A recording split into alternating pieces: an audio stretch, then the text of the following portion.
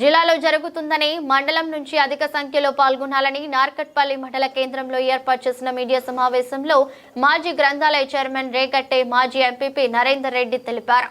కేసీఆర్ దీక్షతో ప్రత్యేక రాష్ట్రంగా ఏర్పడిందని, ఆనాటి గుర్తుగా తెలంగాణ వ్యాప్తంగా దీక్షా దివస్ చేయడం జరుగుతుందని తెలిపారు.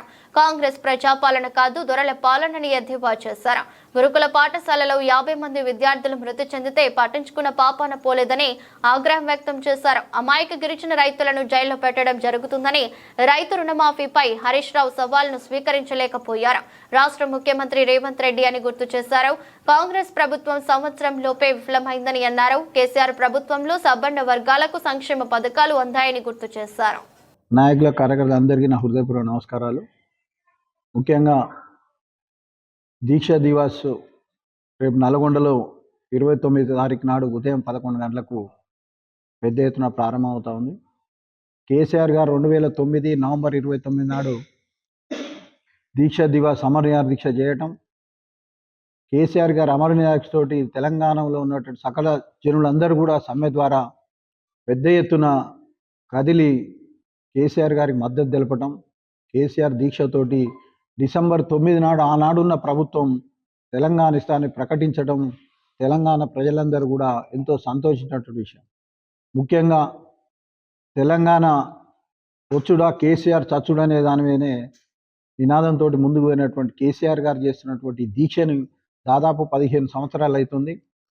ఈ 15 సంవత్సరాల్లో కూడా ఇంకా ఇప్పుడున్నటువంటి యువతకు కానీ ఇప్పుడున్నటువంటి ఈ తరానికి కూడా తెలియాలనే ఉద్దేశంతో పెద్ద ఎత్తున ఈ దీక్షని ప్రతి జిల్లాలో కూడా 33 జిల్లాలో కూడా చేయడం జరుగుతూ ఉన్నది. ఒక్కొక్క దగ్గర ఒక్కొక్క మాజీ మంత్రులు, ఎంపీలు, మాజీ ఎమ్మెల్యేలు అందరూ కూడా పాల్గొని ఈ దీక్షా దివాస్ను విజయవంతం చేయాలని కోరుతా ఉన్నాం. ముఖ్యంగా మన నకరకల్ నియోజకవర్గం నల్గొండ జిల్లా నుంచి నార్కట్పల్లి మండలం నుంచి కూడా పెద్ద ఎత్తున దీక్షా దివాస్ నల్గొండలో జరుగుతున్నటువంటి దీక్షా దివాస్కు అందరూ కూడా తరలి రావాలని కోరుతా ఉన్నాం. ముఖ్యంగా రేవంత్ రెడ్డి గారి ప్రభుత్వం వచ్చిన తర్వాత మీ అందరికీ తెలుసు 420 హామీలు ఇచ్చాడు. ముఖ్యంగా 6 హామీలు ఇచ్చాడు. ఈ రోజు వరకు కూడా ఏ హామీ కూడా నెరవేరకుండా ప్రభుత్వాన్ని నడుపుతా ఉన్నారు. అదేవిధంగా ఈరోజు మీరు చూస్తూ ఉన్నారు గురుకులాలలో విషాహారం తీరి దాదాపు 46 మంది చనిపోవడం జరిగింది. రీసెంట్లీ కూడా 50 మంది అస్వస్థకు గురై హాస్పిటల్లో ఉండటం జరిగింది.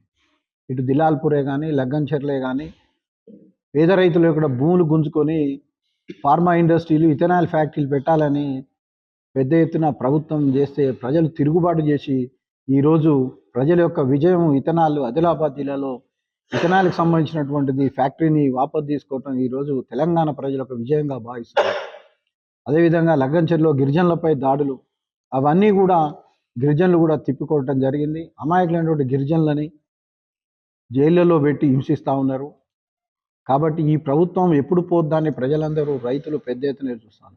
ఆ రోజు కేసీఆర్ గారు రైతు బంధుతో 10,000 రూపాయలు ఇస్తా అంటే నేను రైతు భరోసా 15,000 ఇస్తా అని ఈ రోజు వరకు కూడా ఎవరికి రైతు బంధు అయినటువంటి పరిస్థితి.